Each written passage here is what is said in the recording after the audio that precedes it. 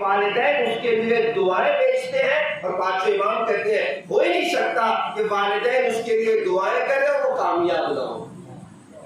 یہ گفتگو کل آپ کی خدمت میں یہاں تک پہنچی تھی. ایک نتیجہ میں آپ کی خدمت میں آج پیش کروں اور بات آگے بڑھ جائے. آج آقا اسماعیل دولابی ایک بازار کی مسجد کے پیش نماز، وہ کہتے ہیں کہ ایک جوان کو میں اکثر دیکھا کرتا تھا کہ اگر مارکیٹ میں کتنا ہی معاملہ مندہ کیوں نہ ہو، لوگ رشتہ کا رونا رو رہے ہو، آتے نا بعض حالات بھی کورونا کے بعد ایک زمانہ ایسا ہے کہ لوگ جو ہے وہ رو رہے تھے کیا کریں، دھندا نہیں، کام نہیں، بزنس نہیں، کسٹمر نہیں.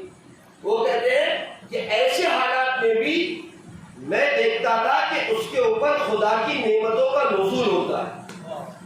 کسی کا دھندا چلے نہ چلے، کسی کا کام ہو نہ ہو، لیکن اس کے کام میں بڑی برکت، اس کے گراہک، اس کے کسٹمر اس کے پاس برابر سے. بہت دن تک میں تو غور سے دیکھتا رہا. اس کے بعد میں نے اس بات کو بھی محسوس کیا کہ کوئی ایسا بھی نہیں کہ بہت مستحبات کا پابند ہو، بڑے مستحبات انجام دیتا ہو، واجبات کب تک واجبات انجام دیتا. ایک دن میں نے اس کو بلا کر میں نے اس سے پوچھا بیٹا یہ بتاؤ، جوان تھا، بیٹا یہ بتاؤ تمہارے والدین زندہ ہے یا دنیا سے چلے گئے؟ کہتا ہے 20 سال ہو گئے میرے والد کے انتقال ہوئے. کہ یہ بتاؤ اپنے والد کی قبر پر جاتے بھی ہو کہ نہیں جاتے؟ کہا حاجی آقا میں ہر مہینے میں 1-2 گھنٹہ مفصل میرا وقت معین ہے، جا کر اپنے والد کی قبر پر بیٹھتا ہوں اور ان کے لیے سورے دعاؤں کی تلاوت کرتا ہوں. آج آتا ہے اسماعیل دولابی کہتے ہیں کہ میں نے اپنے دل میں کہا تم مہینے میں 1 بار جاتے ہو تو خدا اتنی نعمتیں برساتا ہے، اتنی رحمتیں برساتا ہے، اگر ہر ہفتے جانا شروع کرو تو اتنی عطا کرے گا کہ سمیٹ نہیں پاؤ. لیکن وہ کہتے ہیں کہ میں نے اس سے بات نہیں کی، میں ڈرتا تھا کہ ایسا نہ ہو کہ کثرت نعمت اس کو کیا کرتے بگاڑ دے. کثرت نعمت میں نے کل کہا تھا بسا اوقات مصلحت خداوندی نہیں ہوتی کہ انسان کو دے دیا جائے، اس لیے اس سب کو دے دیا جائے تو ضروری نہیں کہ دینے کے بعد اس کا ایمان بھی باقی رہے اور اس کا عقیدہ بھی باقی رہے. جن کا تھا مثال 7 والی مثال، امام صاحب نے کہا گھر دوں گا، زمین دوں گا، تیرے بچوں کو امن دوں گا، لیکن جب مال کی بات آ گئی کہ رہ کی حکومت نہیں ملے گی، امام نے خاموش ہو کے بتا دیا کہ جب دنیا داری آ جاتی ہے وہ انسان کا ایمان بھی خراب ہو سکتا ہے، عقیدہ بھی خراب ہو سکتا ہے. لہذا خدا سب کو نہیں دیتا، اسے پتا ہے کس کو دیں گے تو اس کے مال اور دولت کے ساتھ ایمان کی بھی حفاظت کرے گا اور مال اور دولت کی بھی حفاظت کرے گا، اور کس کو نہیں دینا ہے کہ اگر دے دے گا تو ایمان کے اپنے آپ کو خراب کرے. اب دیکھیں رسول خدا حضرت محمد مصطفیٰ صلی اللہ علیہ وسلم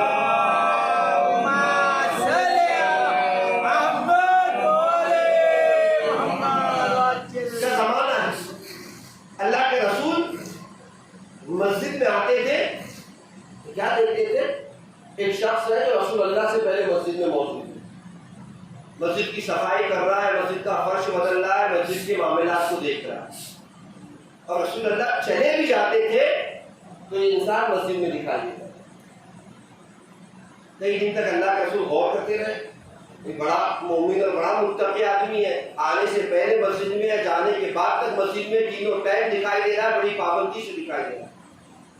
ایک بار اس کو بلایا اپنے پاس، کہ ادھر آؤ، تو کیا کام کرتے ہو، تمہارا کاروبار کیا ہے؟ یا رسول اللہ بہت بڑا تاجر تھا، کچھ حالات ایسے ہوئے کہ اب کچھ بھی باقی نہ رہا، سب کچھ میرے ہاتھوں سے چلا گیا. آتا ہے نا انسان کی زندگی میں اتار اور چڑھاؤ. پچھلی بار کا تعمیر کائنات کہتے ہیں اگر 2-3 چیزیں پروردگار دنیا میں نہ رکھتا تو لوگ اپنے خدا کو فراموش کرتا. اس میں ایک بیماری ہے، ایک بڑھاپا ہے اور تیسرے مشکلات ہے. اگر مشکلات نہ آتی تو انسان کبھی بھی اپنے خدا کو یاد نہیں کرتا تھا. اگر بیمار نہ ہوتا تو اپنے خدا کو فراموش کرتا. لہذا کچھ چیزوں کو خدا نے یوں بھی رکھا ہے کہ انسان اپنے خدا سے جڑا رہے. کسب ختم ہو گیا، اچھا کوئی بات نہیں، اللہ کے رسول نے کچھ پیسے نکالے، اس کے ہاتھ میں دیے کہ جاؤ جا کر اس سے بزنس کرو. کیا کہیں اللہ کے رسول نے روپیہ اور پیسہ دیا تھا, کچھ دنوں میں ترقی کرنے لگا. ایک دکان, دوسری دکان, تیسری دکان. کہتے کہ جیسے جیسے اس کے معاملات بڑھتے رہے, پہلے تینوں نے رسول اللہ سے پہلے ہے رسول اللہ کی بات ہے, لیکن جیسے جیسے کاروبار بڑھتا گیا صبح کی نماز میں گئے, کچھ کام اور آگے بڑھا, ظہرین میں بھی چھٹی, کچھ ذرا معاملات اور اچھے ہو گئے, مغربین میں بھی دکھائی نہیں دیتا. اب اللہ کے رسول دیکھا صرف جمعہ دکھائی دے رہا. اس کے بعد ایک وقت تو ایسا آیا کہ رسول اللہ نے دیکھا کہ تو جمعہ میں بھی دکھائی نہیں دیتی. ایک مرتبہ اپنے کچھ اصحاب کو بلایا کہ فلاں شخص بڑا مسجد میں رہا کرتا تھا, بڑی عبادتیں کرتا تھا, بڑا مسجد کا خیال رکھتا تھا, اب کیا ہو گیا, وہ کہاں چلا گیا؟ اسے بلا کر لیا, بلا کر لایا گیا کہ یا رسول اللہ عرض کرے, حکم کرے کہ تم تو مسجد میں ہوا کرتے تھے, صبح سے شام تک تو مسجد میں ہوتے تھے, صبح ظہرین مغربین, کوئی وقت ایسا نہیں تھا, مجھ سے پہلے آتے تھے, میرے بعد جاتے تھے, اب تو تم مسجدوں میں نہیں دکھتے.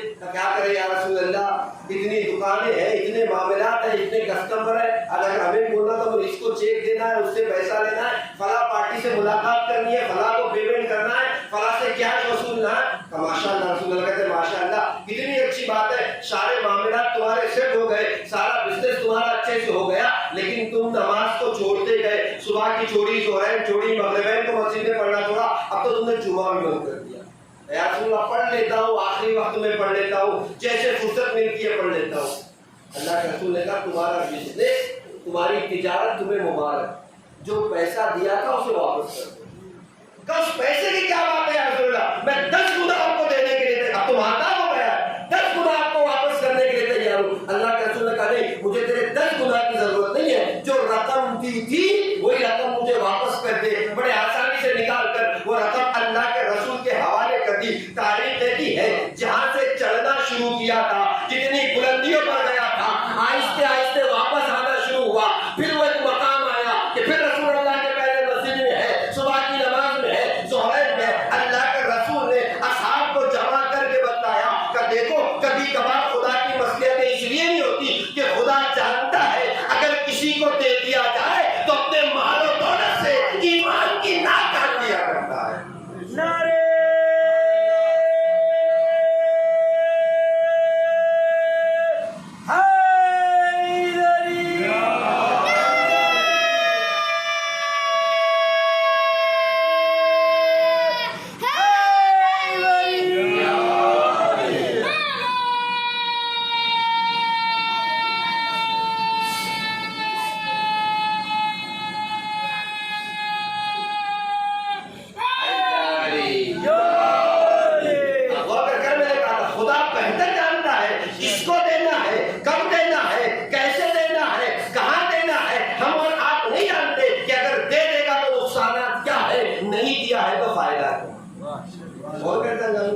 لہذا حالانکہ اسماعیل دولا بھی کہتے ہیں میں نے اس سے یہ نہیں کہا, میں نے کہا تم مہینے میں ایک بار اپنے والد کی قبر پہ جاتے ہو, اگر ہر ہفتہ چلے جاؤ گے تو خدا اتنا نوازے گا کہ جمع نہیں کر پاؤ. اب دیکھیں قرآن مجید میں ایک مقام پر پروردگار عالم کہتا ہے وَإِذْ أَخَذْنَا مِيثَاقَ بَنِي إِسْرَائِيلَ لَا تَعْبُدُونَ إِلَّا اللَّهَ وَبِالْوَالِدَيْنِ إِحْسَانًا. جب ہم نے بنی اسرائیل سے میثاق لیا, عہد و پیمان لیا, کیا عہد و پیمان لیا, لا تعبدون الا اللہ, عبادت مت کرو سوائے اللہ کے, وبالوالدین احسانا, اور اپنے والدین کے ساتھ احسان کرو. آپ غور کریں ذرا, جس بات کو میں نے آپ کی خدمت پیش کر رہا ہوں, شیخ طوسی رحمت اللہ علیہ اپنی تفسیر طبیان میں ایک بڑی خوبصورت بات کہتے ہیں کہ خدا کے آیت کے شروع سے میں کہہ رہا ہے کہ یاد رکھو خدا کی عبادت کے علاوہ کسی کی عبادت نہ کرنا. بھئی آ کے بتائے گا کون کہ سب سے اچھی عبادت کیا ہے؟ بعض لوگ آ کے پوچھتے ہیں نا جناب سب سے اچھا کام کیا ہے, سب سے اچھا جو ہے وہ کام کیا ہے کہ جس کے ذریعے سے خدا کو راضی کر لے, جس کے ذریعے سے ہمارے معاملات صحیح ہو جائے. آپ دیکھیں وہ کہتے ہیں کہ پروردگار عالم کہہ رہا ہے لا تعبدون الا اللہ, اللہ کے علاوہ کسی کی عبادت نہ کرو. کہ یہ عبادت ہے کیا, کیسے پتا چلے گا عبادت کیا ہے؟ کہ خود آیت پہ غور کر لو, سمجھ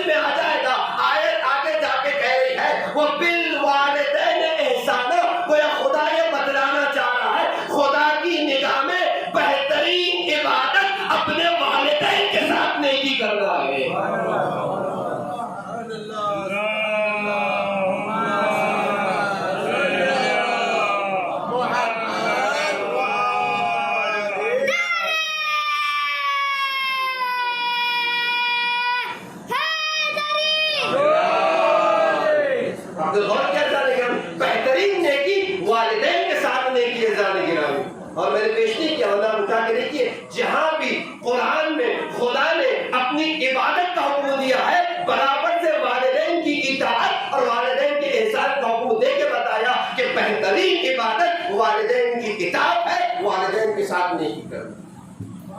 اسی لیے کہا عاقبت بخیری میں پہلا عامل ہے، دوسرا عامل کہ انسان اپنے والدین کے ساتھ نیکی کرے. اور کیوں میں نے اپنے دل سے تھوڑی یہ بات کہی، حدیثوں اور روایتوں کے ضمن میں بات کی تھی، آپ محسوس کریں گے. تاریخ کہتی ہے شیخ عباس قمی، جس نے آپ کا نام بھی سنا، مفاتیح الجنان آج آپ کے پاس ہے، شیخ عباس قمی کی دین ہے. شیخ عباس قمی کی شخصیت کے لیے آپ کی خدمت میں بڑی عظیم شخصیت تھی، لیکن ایک جملہ کو ایک شخص آیا آ کے کہتا ہے شیخ عباس قمی کی خدمت میں کہ شیخ عباس قمی میری طبیعت بہت خراب رہنے لگی ہے، میں ایک گلاس پانی لے کر آیا ہوں، اس پر ایک مرتبہ الحم کا سورہ پڑھ کے تھوک دو تاکہ مجھے شفا ہو جائے.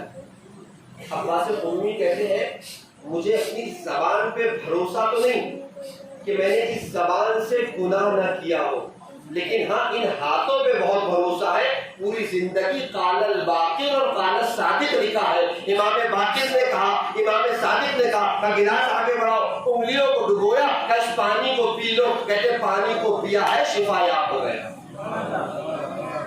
اس عظیم ذات کو عباس قمی، ایک بہت اچھی کتاب ہے اور اردو میں تو اس کا ترجمہ مجھے نہیں معلوم گجراتی میں ہے کہ نہیں ہے، البتہ ان کی ایک مشہور کتاب ہے منازل الاخرہ، بہت اچھی کتاب ہے، کبھی موقع ملے تو انسان کو زندگی میں ایک بار پڑھنی چاہیے. اس میں ایک بار وہ تذکرہ کرتے ہیں کہ ہوا یوں رسول اللہ کا زمانہ ہے، ایک جوان ہے، البتہ جو خود منازل الاخرہ میں نے دیکھا وہ اس طریقے سے نقل ہے. ایک مقام پر میں نے اس واقعے کو اور پڑھا تھا، اس میں تھوڑی تفصیل کچھ زیادہ تھی. تفصیل کچھ یوں تھی کہ اللہ کے رسول کا معمول یہ تھا کہ روزانہ نماز صبح کے بعد بیٹھ جایا کرتے تھے اور اصحاب سے گفتگو کرتے تھے، دین کی تعلیم دیتے تھے.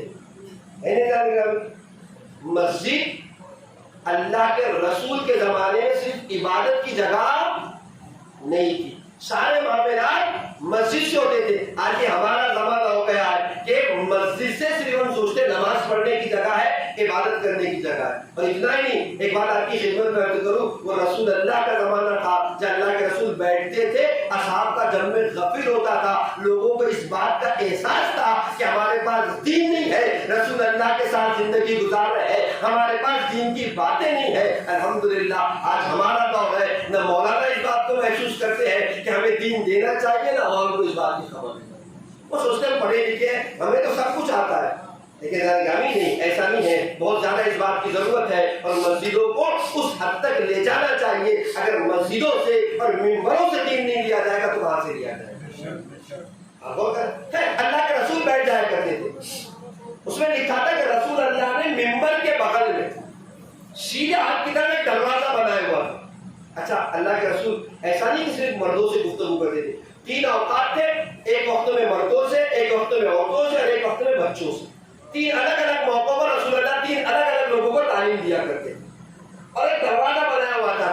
اگر درس کے درمیان کوئی شخص اس دروازے سے آ جائے تو سمجھا جاتا تھا کہ کوئی ایمرجنسی ہے، لہذا اس دروازے سے آئے. ایک دن اللہ کے رسول صبح کی نماز کے بعد درس دے رہے تھے، باتیں بتا رہے تھے، ایک جوان دروازے پر آ گئے. اللہ کے رسول نے مجمع سے اجازت لی، اپنی ابا کو اٹھایا، دوش پر ڈالا، اس جوان کے پاس گئے. کیا خیریت تو ہے؟ کہ یا رسول اللہ پوری رات ہو گئی، میرا جوان بھائی بستر مرگ پر کروٹیں بدل رہا ہے لیکن روح بدن سے نکلنے کے لیے تیار نہیں. سخت مرض ہے، بعض اوقات روح بہت آسانی سے نکل جاتی ہے، بعض اوقات نہیں نکلتی. اور تاکید ہے، میں نے کل اقبال میرے گھر بھی گیا، یہ بات پیش کی تھی، چونکہ ان کے گھر میں مجھے اتنے سالوں سے میں کام کروں، ایک چیز بہت اچھی میں نے دیکھی اور ہمیشہ میں اپنی تقاریر میں کہتا ہوں، کیا ہے ہمارے یہاں تاکید ہے، اگر کسی کی روح اس کے بدن سے نہ نکل رہی ہو تو اس کو اٹھا کر لے جاؤ وہاں پر جب وہ نماز پڑھنے کا عادی ہے، لیکن اس کی روح اس کے بدن سے نکل جاتی ہے. یعنی کیا اسلامی طریقہ کار یہ ہے کہ گھر میں گھر بناؤ یا گھر لو تو سب سے پہلے ایک مکان کو معین کرو جو مکان عبادتوں کے لیے معین ہو. لیکن میں کہتا ہوں اکثر ہم جب فلیٹ لیتے ہیں, ہم جب گھر بناتے ہیں, ہم جب بنگلہ تیار کرتے ہیں, سب سے پہلے ٹی وی کا پوائنٹ ڈھونڈتے ہیں کہ شیطان کو لائیں گے تو کس راستے سے اپنے گھر میں لے کے آئیں گے. ابھی تو الحمدللہ اسلامی چینل ہو گئے ہیں الحمدللہ, لیکن سب سے پہلا پوائنٹ وائی فائی کہاں لگایا جائے گا. کوئی تو راستہ ہوگا کہ شیطان ہمارے گھر میں داخل ہو جائے. ہم دوسری چیزوں کے لیے تو بڑے اہتمام کرتے ہیں لیکن عبادت کا اہتمام نہیں کرتے. صدیق اعلیٰ کی زندگی میں سنتے ہیں نا, مسائل کی منزل میں کیا کہا تھا, فرشتہ میں حجرہ عبادت میں جا رہی ہوں. کیا مطلب حجرہ عبادت کا؟ عبادت کے کمرے میں جا رہی ہوں. جب تک تسبیح و تحلیل کی آواز آتی ہے سمجھنا فاطمہ زندہ ہے. اس کا مطلب صدیق طاہرہ کے گھر میں بھی ایک مقام معین تھا, ایک جگہ معین تھی کہ جہاں جا کر شہزادی عبادتیں کیا کرتی. اور میں نے کہا اس کا فائدہ کب ہے؟ کسی کی روح نہ نکل رہی ہو, روایتیں کہتی اسے اٹھا کر لے جاؤ اس مقام پر جب وہ زیادہ نمازیں پڑھنے کا عادی ہے. کہ یا رسول اللہ پوری رات ہو گئی, بستر پر کروٹیں بدل رہا ہے, روح اس کے بدن سے نہیں نکل رہی. اللہ کے رسول نے مجمع سے اجازت لی اور اس جوان کے ساتھ چل دی. تو جوان کے قریب آئے, آ کے سرانے بیٹھے, بیٹھ کر اسے کہتے ہیں کہو لا الہ الا اللہ, کہو لا الہ الا. ایسے لگ رہا تھا جیسے منہ میں تالا پڑ گیا ہو, وہ لا الہ الا اللہ بھی کہہ نہیں پا رہا تھا. اللہ کے رسول نے پھر تکرار کی, کہو لا الہ الا اللہ. لا الہ الا اللہ نکلتا ہی نہیں. تیسری مرتبہ کا لا الہ الا اللہ کہنے کے لیے تیار, جس بات کے لیے میں نے کہا کہ خدمت والدین آخرت بخیری کا سبب بن جاتی ہے, اس واقعے کو آپ ملاحظہ کریں. جب 3 بار کہہ چکے, مقام سے کھڑے ہوئے اللہ کے رسول اور کھڑے ہو کے کہتے تمہاری والدہ یا والدین زندہ ہے؟ تو والد تو نہیں لیکن والدہ زندہ ہے. اس گوشے میں بیٹھے ہوئے رو رہے, والدہ کے پاس آئے, آ کے کہتے والدہ ہو اس کی, اس کے اس حالت پر رو رہی ہو؟ ہاں رو رہی ہو. سچ سچ بتاؤ اس کے تمہارے ساتھ معاملات کیسے ہیں؟ کہ یا رسول اللہ 6 سال ہو گئے میں اپنے بچے سے بات نہیں کرتی. اور کیا 6 سال ہو گئے. البتہ میں نے کہا مناظر آقا میں جس عنوان سے جیسے میں نے پڑھا تھا وہ کچھ اس طریقے سے ہے کہ اللہ کے رسول نے کہا اس کی حالت دیکھ رہی ہو, اگر اسے معاف نہ کیا تو نہیں معلوم کتنا وقت گزر جائے گا, ایسی کروٹیں بدلتا رہے گا, بدن سے روح بھی نہ نکلے گی اور زبان پر کلمہ توحید بھی جاری ہوگا. شیخ عباس امیوں نے لکھا, وہ لکھتے ہیں کہ فوراً مانے کا رضی اللہ عنہ میں رضا کا یا رسول اللہ, اللہ راضی ہو جائے اس سے آپ کی رضا میں, اگر آپ راضی ہیں تو میں بھی راضی. یہ بعض جگہ پر جو نقل ہوا ہے اس طریقے سے ہے کہ وہاں اس کے بعد بھی معاف کرنے کے لیے تیار نہیں تھی. اللہ کے رسول نے کہا کام کرو, لکڑیاں جمع کرو, آگ لگا دی جائے. رسول اللہ کیا کرنا چاہے, ماں اب طرف ہوتی کہاں کرنا چاہ رہے, کیا اس کی روح نکلتی نہیں, جان نکلتی نہیں, اٹھا کر ایسے آگ میں ڈال دیں گے, روح بھی نکل جائے گی, جان بھی چلی جائے گی. کہ یا رسول اللہ میرے جوان بیٹے کو آپ زندہ جلا رہے ہو. تو اللہ کے رسول نے کہا تھا یاد رکھو تم دنیا کی آگ میں اسے جلتا ہوا دیکھنا پسند نہیں کر رہی ہو, اگر آج معاف نہیں کرو گی تو کل جہنم کی آگ میں جلایا جائے گا. راضی ہو گئے ہر 2 صورت جیسے بھی راضی. شیخ عباس نے لکھا کہ اللہ کے رسول کے کہنے کے بعد وہ راضی ہو گئے. رسول اللہ آئے, آنے کے بعد کہتے لا الہ الا اللہ, اب زبان پہ جاری ہو گیا, زبان کے تالے اور قفل کھل گیا, کہتا لا الہ الا اللہ محمد رسول اللہ کی تلاوت کی. اللہ کے رسول کہتے کیا دیکھ رہے ہو؟ کہ یا رسول اللہ ایک سیاہ وجود ہے جس کے بدن سے ایسی بدبو آ رہی ہے کہ میرا دم گھٹتا جاتا ہے. اللہ کے رسول نے کہا یا من یقبل الیسیر ویعفو عن الکثیر اقبل منی الیسیر واعف عن الکثیر انک انت الغفور الرحیم. اس کا ترجمہ بھی جاننا ہے آپ, دعا شہر میں بھی یہ جملے بھی ہے, یا من یقبل الیسیر, اے بہت زیادہ تھوڑے سے کو قبول کر لینے والے, یا من یقبل الیسیر ویعفو عن الکثیر, اور بہت زیادہ کو معاف کر دینے والے. تھوڑی سی عبادت کو قبول کر لینے والے, بہت زیادہ گناہوں کو معاف کر دینے والے. اقبل من الیسیر, مجھ سے اس تھوڑے سے کاموں کو قبول کر لے, وعفو عن الکثیر, اور میرے بہت سارے گناہوں کو معاف کر دے. انک انت الغفور الرحیم, تو بہت زیادہ بخشنے والا اور رحیم ہے. کہ دعا کی تکرار کرو. ایک بار تکرار کیا کہ اب کیا ہوا, کہ یا رسول اللہ کچھ دور ہو گیا, کہ دوبارہ تکرار کرو. جب دوبارہ کیا تو کہ یا رسول اللہ اور دور ہو گیا, کہ ایک بار اور تکرار کرو. جب 3 مرتبہ دعا تکرار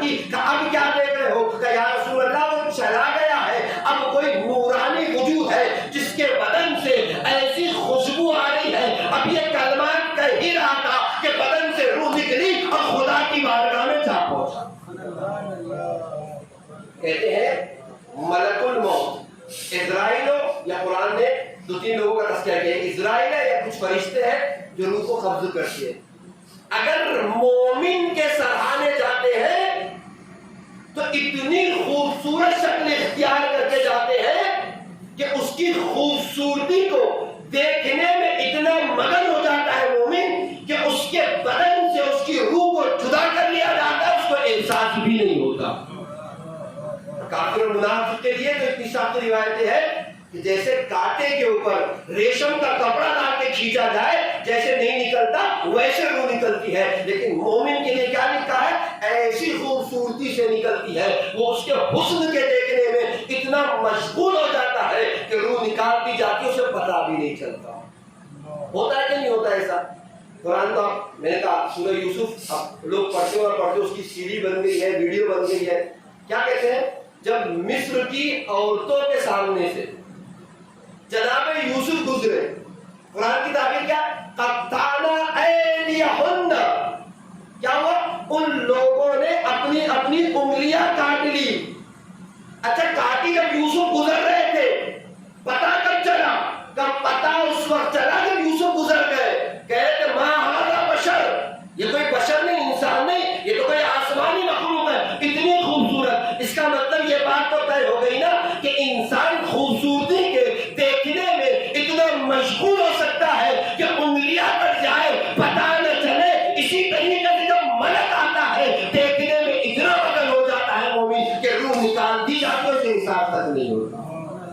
اور یہ جواب ان سوالوں کا ہے جو ائمہ کی زندگی میں آپ سنتے ہیں. امیر کائنات کے بارے میں سنتے ہیں نا, ایک تیر جنگ احد میں لگا تھا پیر میں, اور ایسا لگا تھا کہ جب بھی اسے نکالا جاتا تھا امیر کائنات کی ذات تڑپ جاتی تھی. اللہ کے رسول کی خدمت میں آئے, آ کے کہتے یا رسول اللہ جب بھی تیر نکالنا چاہتے علی تڑپ جاتے. کہے کام کرو, جب علی نماز کی حالت میں ہو تو اس تیر کو نکال لیا. تاریخ میں کیا لکھا, علی نماز کے حالت میں ہے, لگا ہوا تیر نکال دیا گیا. جس تیر پر علی تڑپ جایا کرتے تھے آج علی کو احساس بھی نہ ہوا, تیر نکال دیا گیا, علی نماز میں مشغول ہے. ایک تذکرہ نہیں, 2-3 تذکرے. چوتھے امام کی زندگی میں 5ویں امام کنویں میں گر گئے, پورا مدینہ لوگوں نے سر کو اٹھا لیا ہے, 5ویں امام کنویں میں گر گئے. اور امام نماز میں اس قدر مشغول ہے کہ امام کو پتہ ہی نہیں چلا کہ میرا بیٹا کنویں میں گر گیا.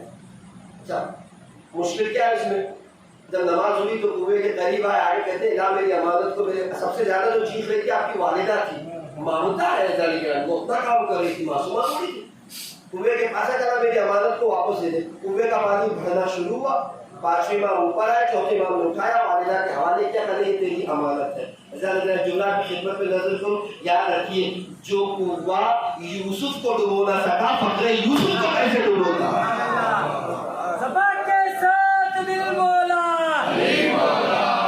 سبق کے ساتھ دل بولا, جلی بولی فلک بولا, ہر میزان میں تولا,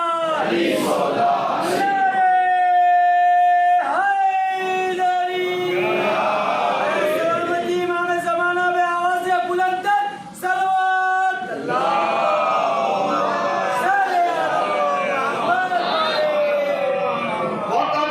جس بات کو آپ کی خدمت میں پہنچا دیتا ہوں, یہ اعتراض ہوتا ہے کہ کیسے ممکن ہے جس تیر پہ علی طرف جائے نماز میں نکال دیا جائے, علی کو پتہ نہ چلے, بچہ کنویں میں گر جائے, امام کو احساس نہ ہو. بھلا کیسے ممکن ہے؟ ہماری نمازوں کا عالم یہ ہے, مکھی بیٹھ جائے تو پتہ چلتا ہے, مچھر کاٹے تو پتہ چلتا ہے. بھلا ایسی کیسی نماز ہے؟ عزیزان گرامی ابھی آپ کی خدمت میں پیش کیا نا, اگر حسن یوسف کو مصر کی عورتیں دیکھے, یوسف گزر جائے تو عورتیں اپنی انگلیاں کاٹ دے, پتہ تک نہ چلے. میں آپ سے سوال کرتا ہوں, حسن یوسف حقیقی تھا یا مجازی تھا, ذاتی تھا یا کسی نے عطا کیا تھا؟ حسن یوسف حقیقی نہیں تھا, مجازی تھا, خدا نے عطا کیا تھا. وہ خالق حسن ہے, اس نے عطا کیا تو حسن ہے, لہذا مجازی حسن کا مشاہدہ کر رہے تھے, انگلیاں کٹ گئی, پتہ تک نہیں چلا. اہل بیت اطہار جب مصلی عبادت پر خدا کی بارگاہ میں کھڑے ہوتے ہیں, حسن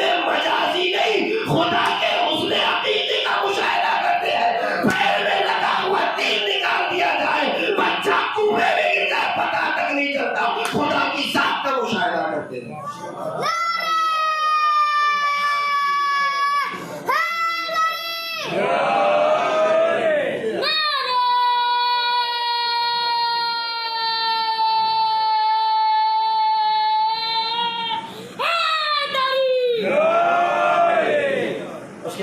حضرت گرامی اس جوان کی روح کو ملک الموت لے گئے. ہم نے محسوس کیا حضرت گرامی کتنے تذکرے آپ کی خدمت کرو. کیوں؟ زبان رک گئی تھی اس لیے کہ والدہ ناراض تھی. میرا وقت ختم ہو گیا. میں سوچا تھا کچھ ربین کے عنوان سے کچھ باتیں آپ کی خدمت پیش کروں, لیکن پھر کبھی توفیقات رہی تو آپ کی خدمت میں عرض کروں گا. اسی طریقے کا واقعہ اسفان کے ایک قبرستان ہے اسفان میں تخت فولاد کا. آیت اللہ جمال الدین گلپائگانی کہتے ہیں آخری بات پیش کر رہا ہوں. ماں کا تذکرہ کیا, والد کا بھی تذکرہ سنیں, خاص کر کے وہ جوان جو آج ترقی یافتہ زمانے میں سمجھتے ہیں کہ ہم بہت پڑھے لکھے, ہمارے والدین کچھ نہیں جانتے. ان بچوں کی نظر کرتا ہوں, جوان ان بھائیوں محمود بھائیوں کی بات تمام ہو جائے گی. تو کہتے ہیں کہ ایک بار ہمارے خاندان میں دور دراز کے رشتے میں کسی جوان کا انتقال ہو گیا.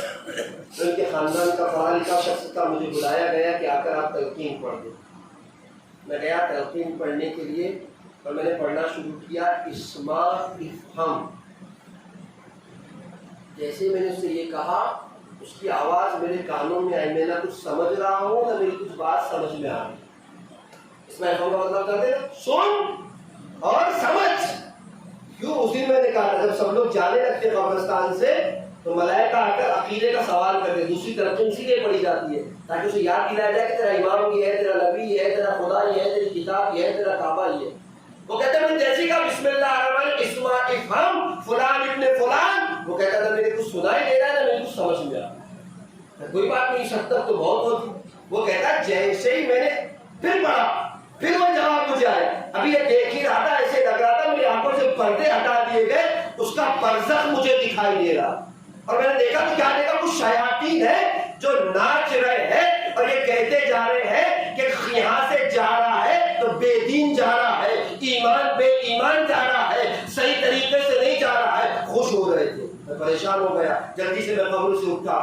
اٹھنے کے بعد بہت دیر تک سوچتا رہا کہ کیا معاملہ ہے, کیوں کر مجھے ایسے دکھایا گیا. اس کے بعد کچھ دیر بعد میرے ذہن میں آیا کہ معلوم تو اس کے والدین دنیا میں ہے کہ نہیں ہے.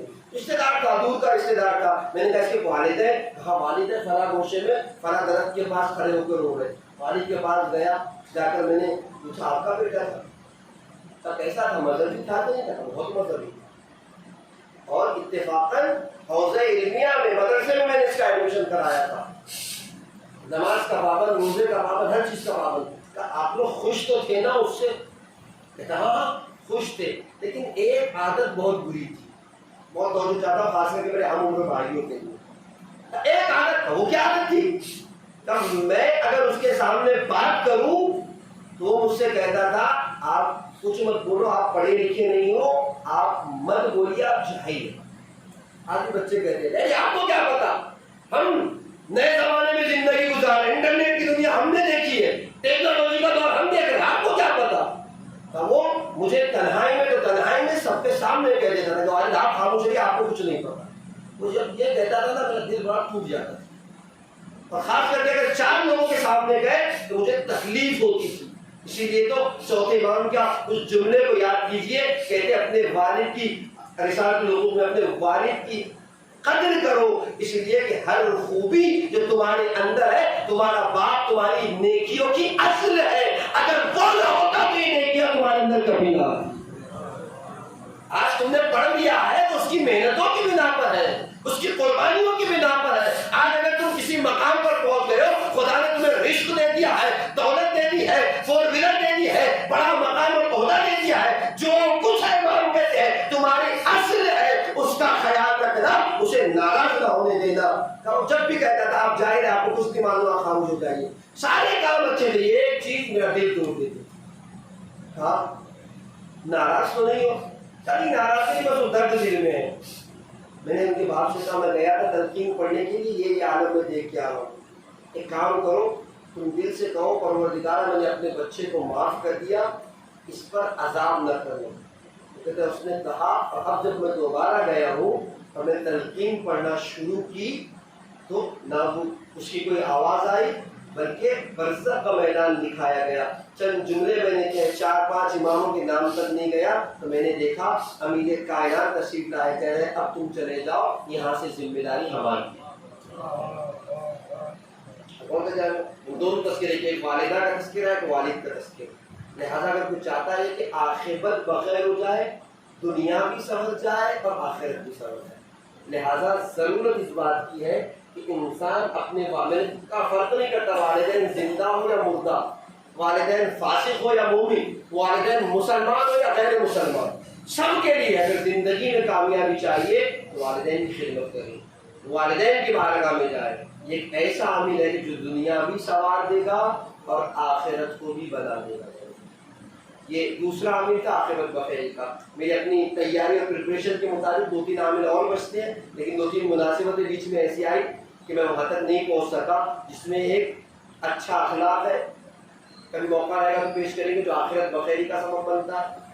علماء کی ہم نشینی ہے جو انسان کی آخرت بخیری کا سبب بنتا ہے. اور تیسرے قرآن کو پڑھنا یا کہہ دیجیے قرآن سے دل لگا لینا ہے. اگر یہ 3 صفتیں انسان کے اندر، یہ 2 بیان کر چکا، صداقت اور خدمت والدین، اور یہ 3 عامل، یہ 5 عامل ایسے مہم عامل ہیں کہ اگر انسان اس پر عمل کر لے اس کی دنیا بھی سمجھ جائے گی اور آخرت بھی کامیاب ہوگی. ایسے کامیاب ہوگی جیسے کربلا والوں نے، میں نے کہا کربلا نے 2 رخ دکھائے. کچھ اس طرف کچھ ایسے لوگ تھے کہ جہاں سابق میں بہت اچھے تھے، کربلا آتے آتے ایمان چلا گیا. اور کچھ ایسے بھی تھے کہ جو عقیدہ صحیح نہیں تھا لیکن کربلا میں آئے تو زور ابن قیل بن گئے، خور بن کے سامنے آئے جانے کے بعد. یہ کربلا کی تعلیمات ہے اور کربلا زندہ اعجاز ہے. میں نے اس دن بھی کہا تھا اپنی تقریر میں، معجزہ ہے کربلا جانے گرامی. اگر کربلا معجزہ نہ ہوتی، میں نے کہا ہر زمانے میں ہر قسم کے لوگوں کے لیے درس ہے کربلا. چاہے درس کے عنوان سے ہو یا خدمت اور مہمانی کے عنوان سے ہو، کربلا اعجاز ہے، اعجاز. امام حسین 2 محرم کو کربلا پہنچے تھے اور زمین خرید کے جب ہبا کیا تھا تو کتنی شرطیں رکھی تھی؟ 3 شرط. اس میں ایک شرط کیا تھی؟ جب بھی میرا کوئی زائر میری قبر پہ آئے تو حسین کی قبر کا پتہ بتا دے. اور دوسری شرط کیا تھی؟ پتہ نہیں بتانا، حسین کا اسے 3 دن تک مہمان رہتا. صلی اللہ علیہ وسلم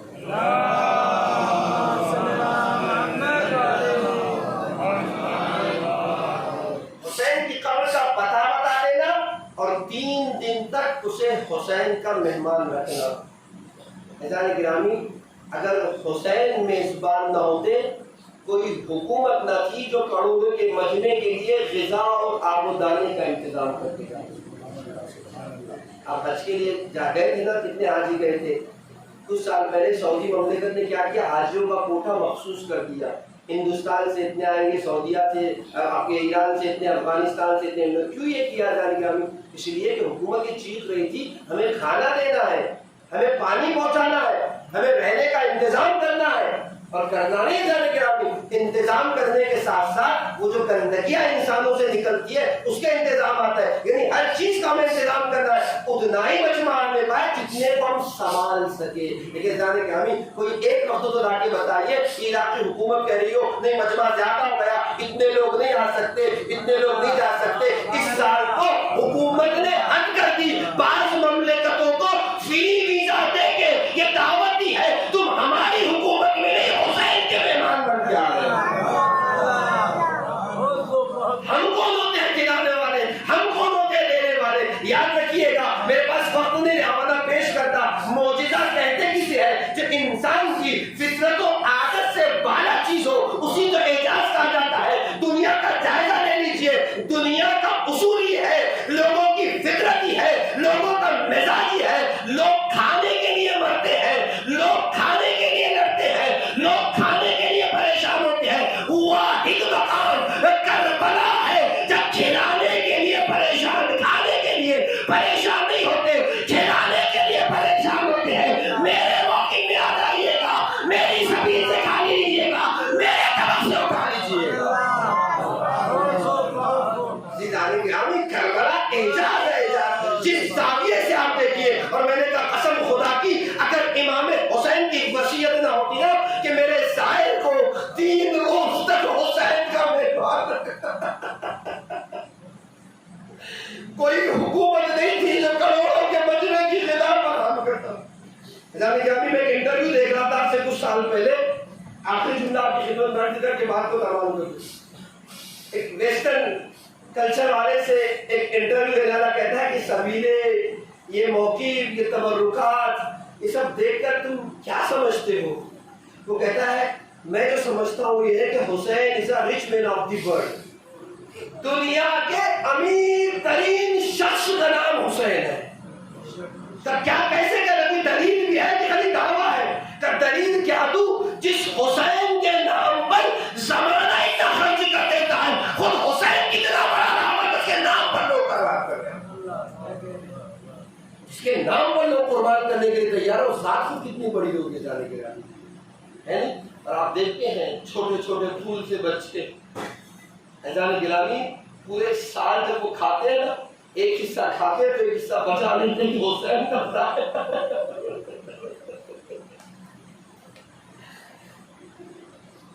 اذان گرامی کس کس خدمتوں کو جب اپنے موقعوں کو جو گئے ہیں انہوں نے دیکھا ہے، جو نہیں گئے اللہ انہیں جلد از جلد نصیب کرے گا۔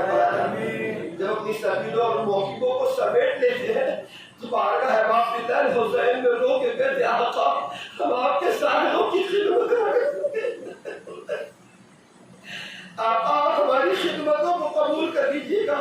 آئیے بات ختم ہو گئی، چل کر شہزادی کی بارگاہ میں کہ شہزادی آپ کا احسان کے سال بھی آپ نے ہمیں توفیق دی کہ ہم اپنے لال کا 40 منا سکے۔ شہزادی ہم نے اپنے آنسوؤں کا نذرانہ پیش کیا ہے، ہمارے مجلس سے ہمارے تبرک اس لائق نہیں ہے کہ وہ کسی لائق نہیں، لیکن شہزادی جو بھی ہے اسے قبول کر لیجئے۔ اور ابا بیضا آج 40 کی شب ہے، دل کھول کے پرسا دیجئے گا، آخری ایام محرم کے اگلے سال زندگی رہی تو پھر فرج ادا ہوگا۔ فاطمہ کے لال کا پرسا ہوگا، باقی رہی حیات تو پھر غم منائیں گے، اور چل بسے تو قبر میں پھر خاک اڑائیں گے۔ ارباب بیضا 40 حسینی آ گئی، وہ مقام وہ منزل ہے جہاں ایک بہن اپنے بھائی سے ملاقات کے لیے آ رہی ہے۔ اربعین کے مسائب تو آپ سنیں گے، مولانا آپ کی خدمت میں پیش کریں گے، بس میں اپنے مسائب کو ربط دے دوں۔ جب اسیروں کا لٹا ہوا قافلہ شام سے چلا نا، 2 منزلیں ایسی آئی جب قافلے کو روکنا پڑا۔ جب شہزادی پرسا لے چکی اور کہا کہ ہماری آمادہ کر دی جائے، ہر بیوی کی ہماری آمادہ ہو گئی، ریشم کے پردے لگا دیے گئے۔ شہزادی زینب نے کہا ریشم کے پردے نہیں، کالے پردوں کے ساتھ مدینہ جائیں گے۔ تاریخ دیتی ہے کالے پردے لگا دیے گئے، ہر بیوی اپنی اپنی اماری میں سوار ہو گئی۔ جب سب بیویاں سوار ہو گئی نا تو ایک مرتبہ تاریخ میں لکھا شہزادی زینب آ کر شہزادی زینب اپنے بھتیجے سید سجاد کے پاس آ گئے، بیٹا سید سجاد ساری بیویاں سوار تو ہو گئی نا؟ کہا پھوپھی اماں سب سوار ہو گئے، ایک اماری خالی ہے۔ کہا بیٹا سجاد معلوم نہیں کیا کس کی اماری ہے؟ کہا پھوپھی اماں معلوم کیا، وہ اماری کسی اور کی نہیں، میری ماں رباب کی اماری ہے۔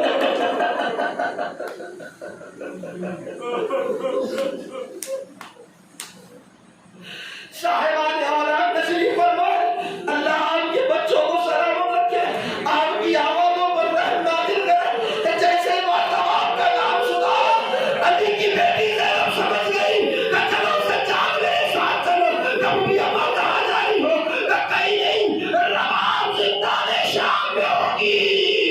تاریخ میں لکھا زندان شام پہ آ گئی، کیا دیکھا نندی سی خبر ہے، ایک دکھیاری ماں ہے، اے میری بیٹی سکینہ مدینے جانے کا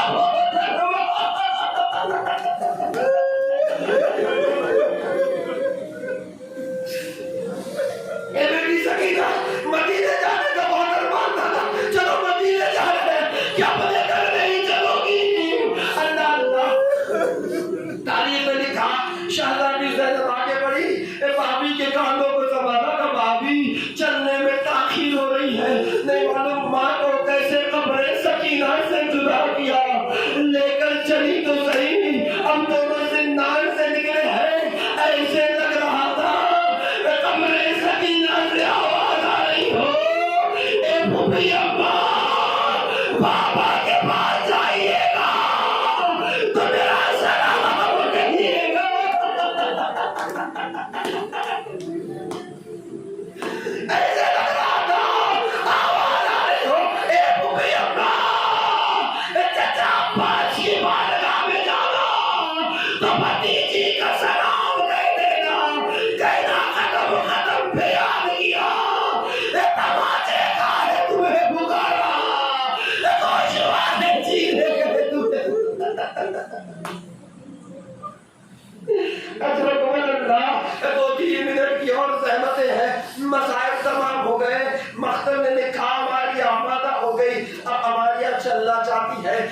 امالیوں نے کچھ حرکت کیا نا، مختر کہتا ہے شہزادی زینب نے ایک مرتبہ امالیوں کو روکا کہ 1 منٹ کے 1 لمحے کے لیے رک جاؤ۔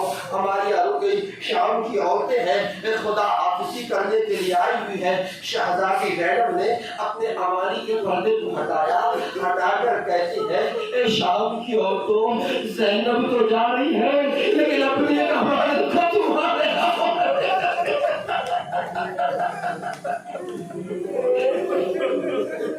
اے شام والوں، جب رات کا سناٹا آئے گا تو ایک دیا قبر سکینہ میں جلا دے گا، میری بچی کا دیروں سے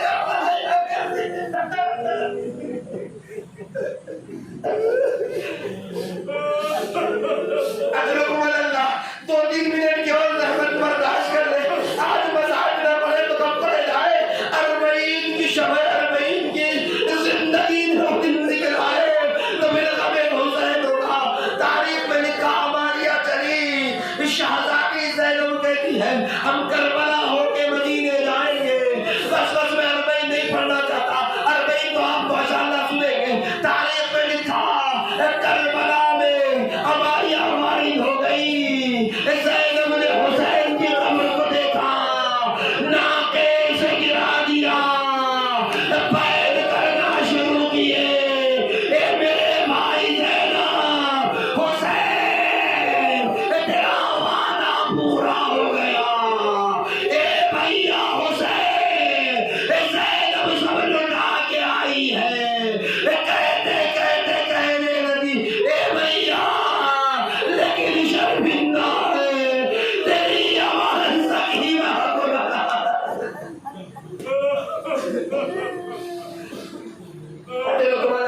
بس مسائل تمام ہے۔ مختل نے لکھا، کہتی ہے اے بھیا اگر کربلا کا کھلا میدان نہ ہوتا تو بازوؤں کے نشان دکھلاتی۔ اجرکم اللہ، بس مسائل تمام ہو گئے۔ ایک زحمت دینی ہے، بس اس تذکرے کو کرنا چاہتا ہوں کہ ایک ہی بیوی ہے جس کے لیے 2 مرتبہ قافلے کو روکنا پڑا۔ جب کربلا بنا چکے نا اہل حرم، تاریخ نے لکھا ہے قافلہ جانے کو تیار ہے، پھر چوتھے امام کہتے ہیں پھوپھی اماں پھر مار رباب آنے کو تیار نہیں ہے۔ اللہ اللہ، تاریخ نے لکھا پھر سید سجاد ہے اور شہزادی زینب ہے، بابی رباب کے پاس آ گئے۔ آگے کہتے ہیں بابی رباب قافلہ مدینے جانے کے لیے تیار ہے۔ ایک دکھیاری ماں کے اس جملے کو سن لینا، اللہ آپ کے بچوں کو آباد رکھے، ماں کی گودوں کو سلامت رکھے، کسی